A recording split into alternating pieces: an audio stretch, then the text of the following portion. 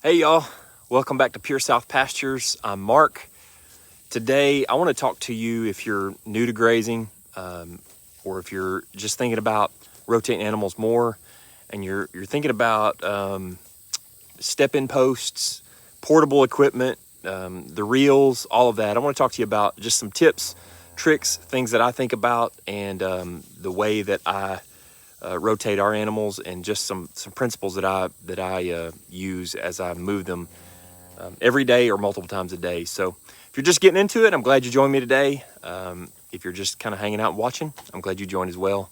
Let's get into it. Let's check out this idea of rotational grazing with portable equipment and how easy it is, and just some simple principles that'll make it easier for you.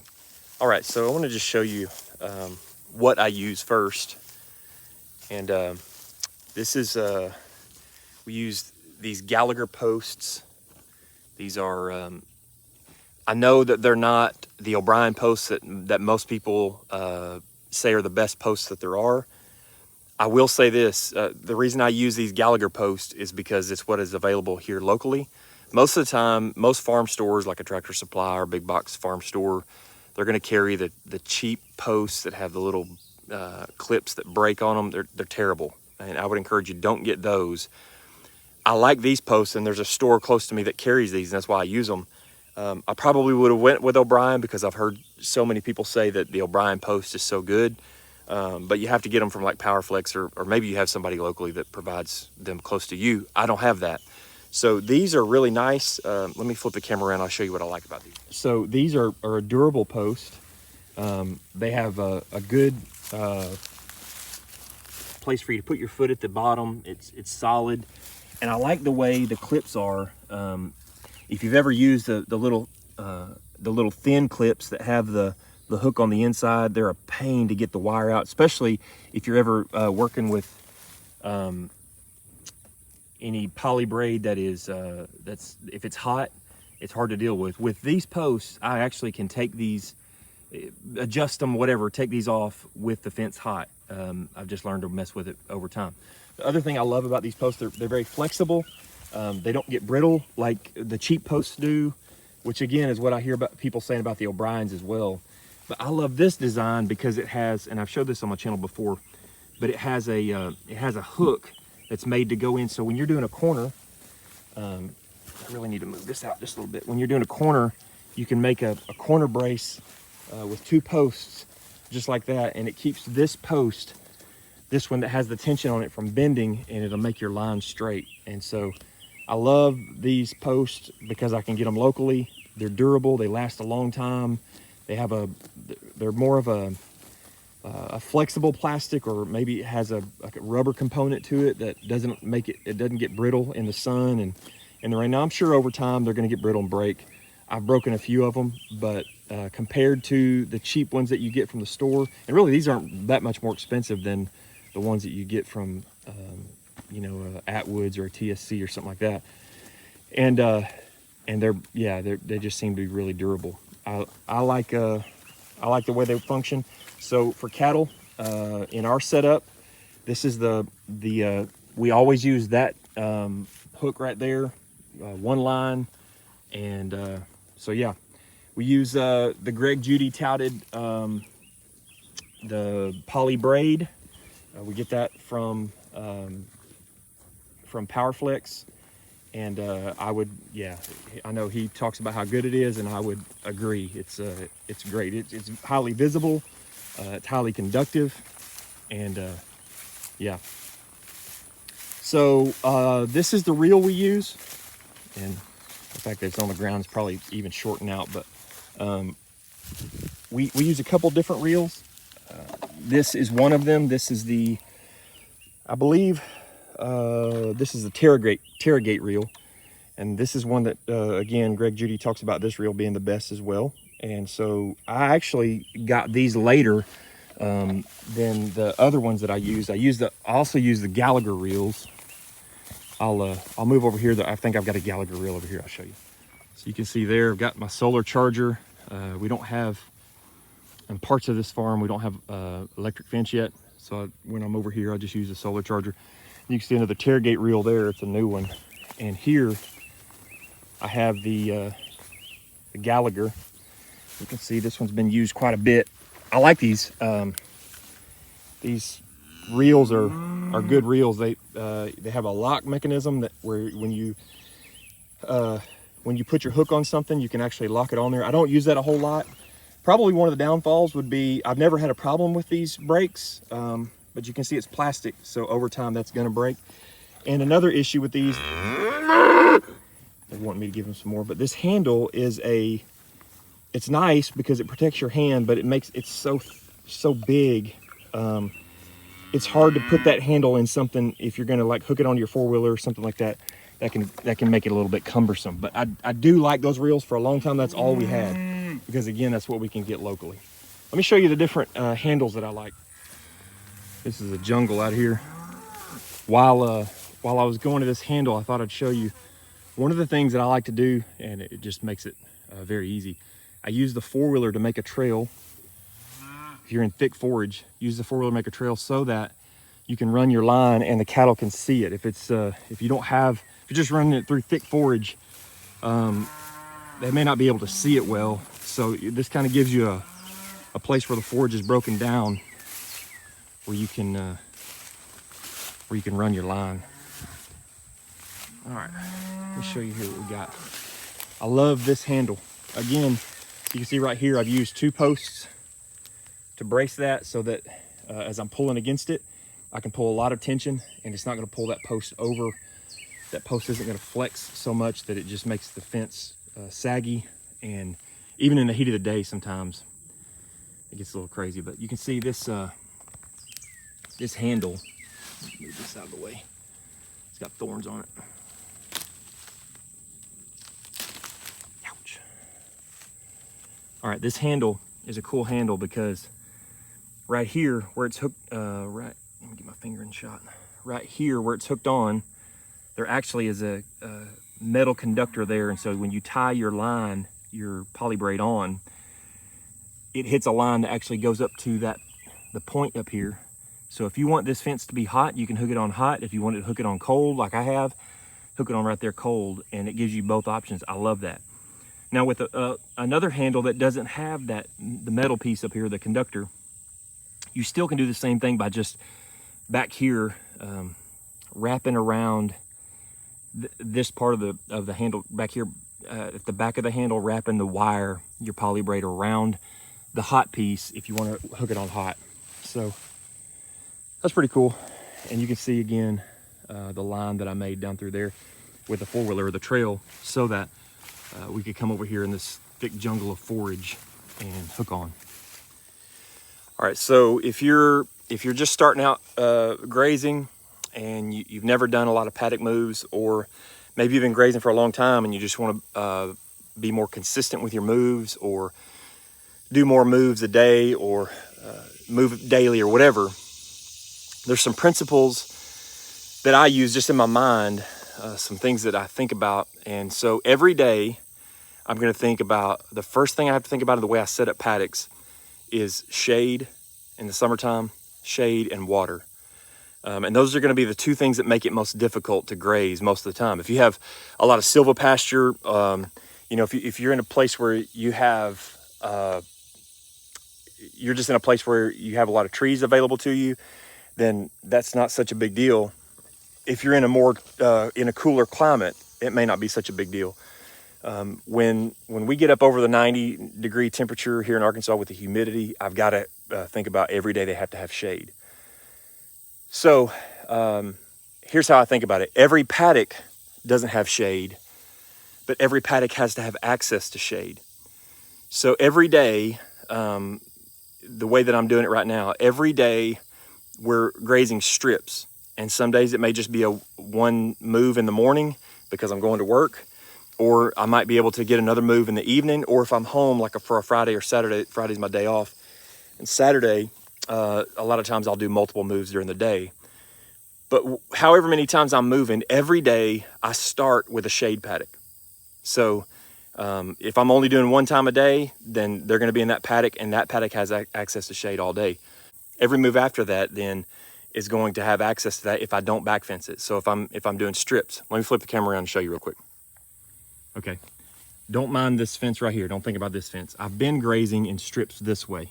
And so there's been a fence here and a fence there, and we've been grazing this direction. So we would start where I am right now in the shade. We got water right there. You can tell they beat this up really good. But start in a place like this where they have access to shade in the heat of the day and graze that way. So if I want to move multiple times, I just move that fence, move that line right there, move it further back, and just graze this strip going further that way, and don't back fence so that they can always come back to shade and water. Now, it might take me 3 days to get all the way to that tree line up there. It's not going to, but let's say it does. All I have to do is just not back fence and keep moving them that way, and then they can always come back to shade and water. The negative of that is that you're going to beat up, spots like this. Your water point's going to be beat up.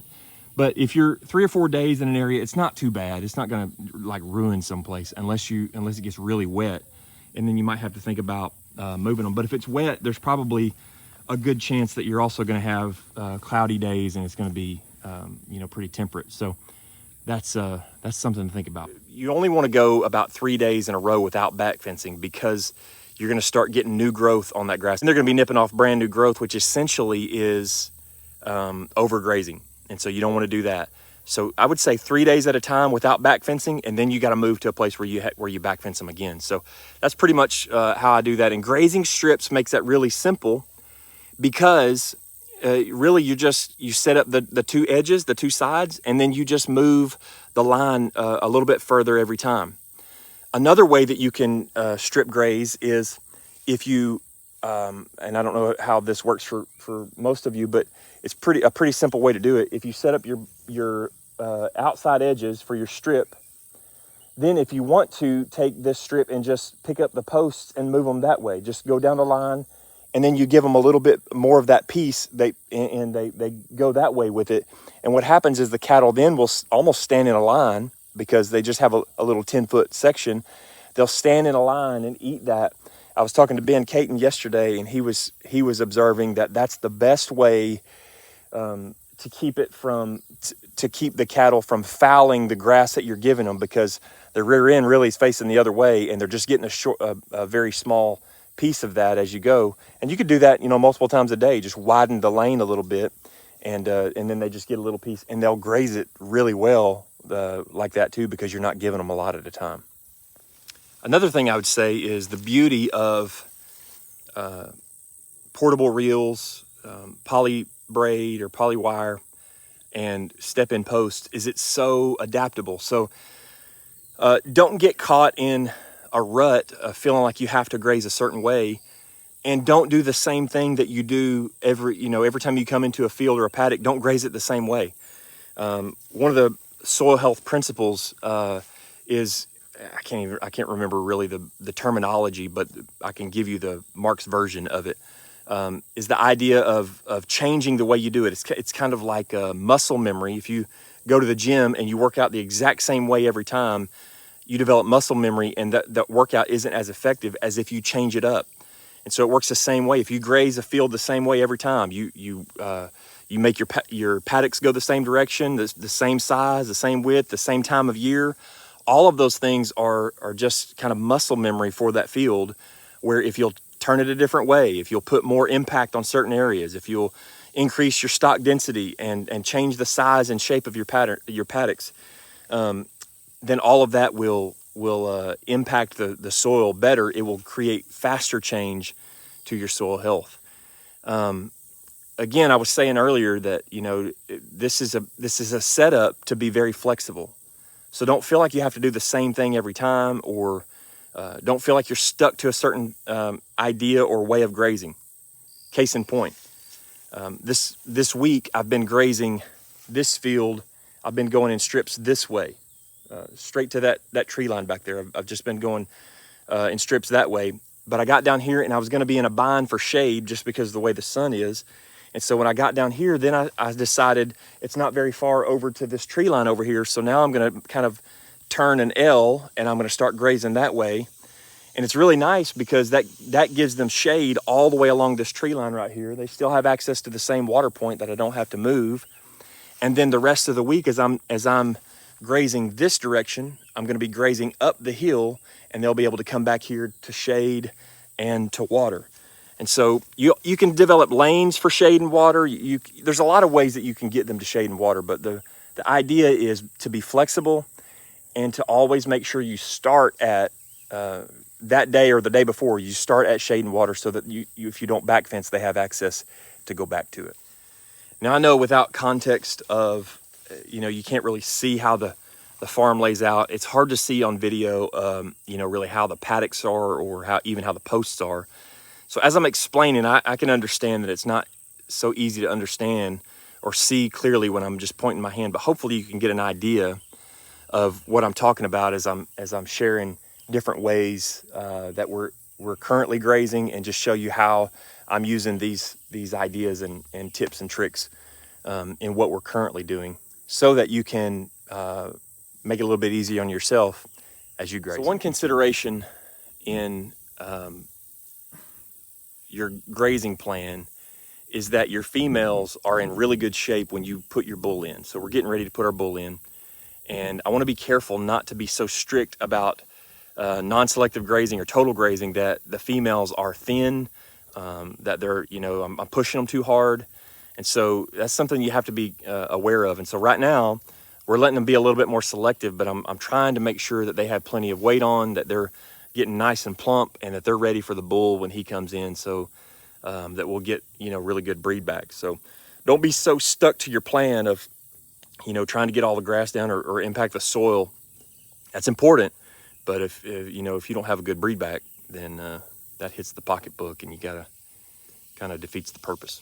So on the way we set up paddocks, our posts are about 20 steps apart. That's probably about as far as you need to go.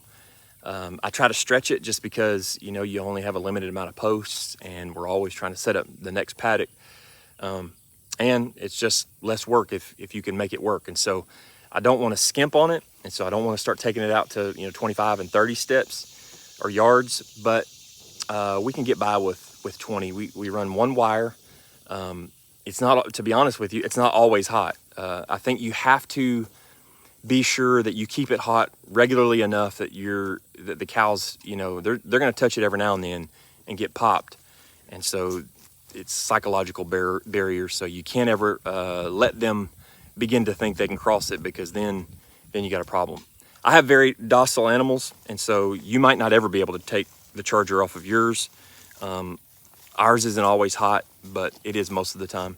And so that's one thing that you just have to kind of play it by ear. Your animals, I don't want to tell you something and your animal would be loose. So just telling you what we do here.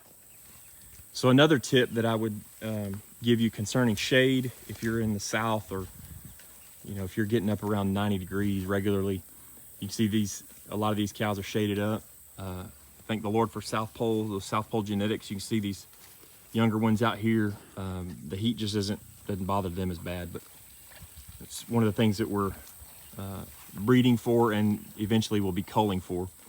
But just so you can see this really quickly, one of the things you have to think about is how shade moves. Just because you have shade at one part of the day doesn't mean you're going to have it for the rest of the day. And I just know how the sun moves during this time of year. These cows are going to be in this spot that they're in right now.